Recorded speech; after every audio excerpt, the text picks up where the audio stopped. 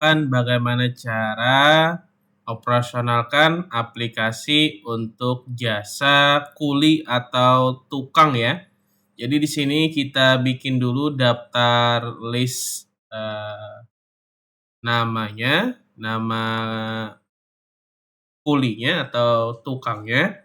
Di sini kita ke master data, setelah itu kita tekan yang ini, daftar supplier ya. Oke, setelah itu kita tekan tombol tambah. Nah, di sini apabila mau diisi nama per tukangnya, silahkan diisi. Tapi kalau mau diisinya langsung borongan, artinya seperti ini ya. Kalau misalkan perorangannya kan berarti misalkan per orang seperti ini. Atas nama Udin berarti gitu ya. Tapi kalau mau langsung digabung semua, artinya misalkan tukang borongan misalkan. Nah, seperti ini. Atau tukang harian. Nah, juga bisa seperti ini. Tinggal dipilih saja pengisiannya mau per nama atau per gabungannya. Tergantung tadi kalau gabungan ada tadi tukang borongan, ada juga tukang harian.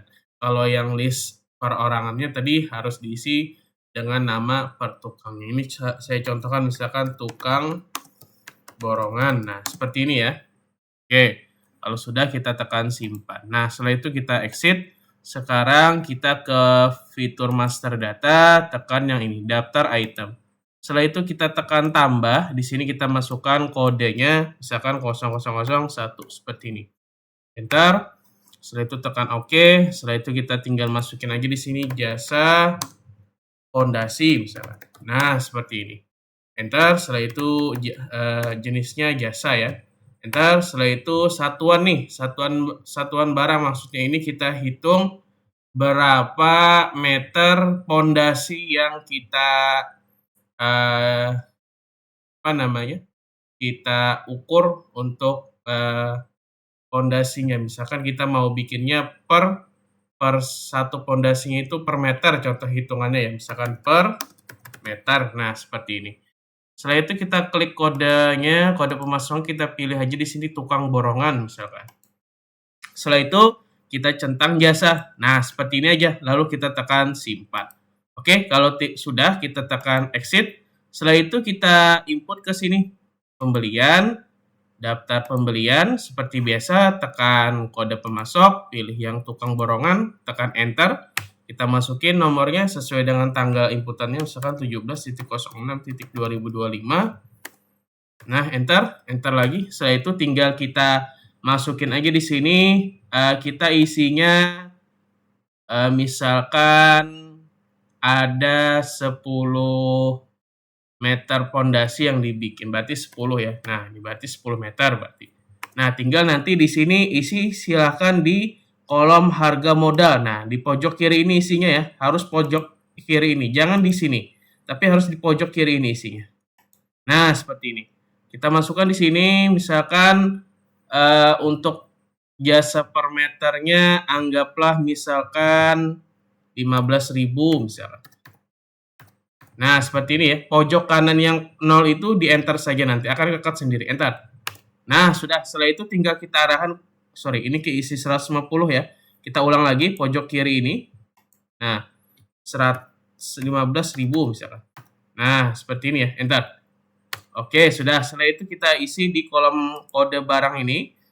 Tekan tombol C, kita masukkan jasa fondasi. Kita pilih jasanya, keluar, dan enter.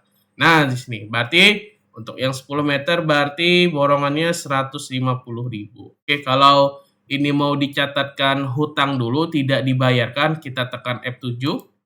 Setelah itu kita tekan tutup. Setelah itu kita ke fitur laporan buku besar, laporan hutang.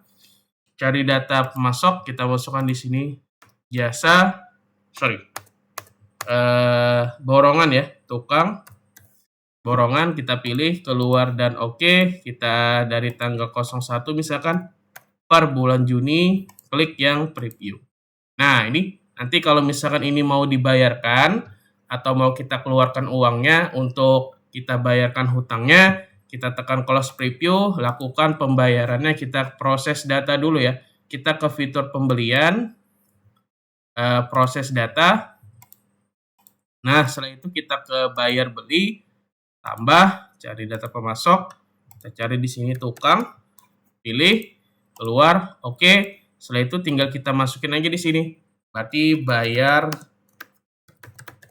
lunas. Nah, seperti ini. Tinggal kita enter, kita masukin di kolom jumlah bayar ini 150.000. Nah, seperti ini baru kita tekan simpan. Simpan bayarnya berarti cash langsung ya. Tadi kalau misalkan sebelum disimpan, kalau mau bayarnya lewat transfer, silakan centang dulu salah satunya lalu tekan simpan. Tapi kalau tidak lewat bank, berarti tidak usah dicentang lalu tekan simpan ya, berarti itu cash.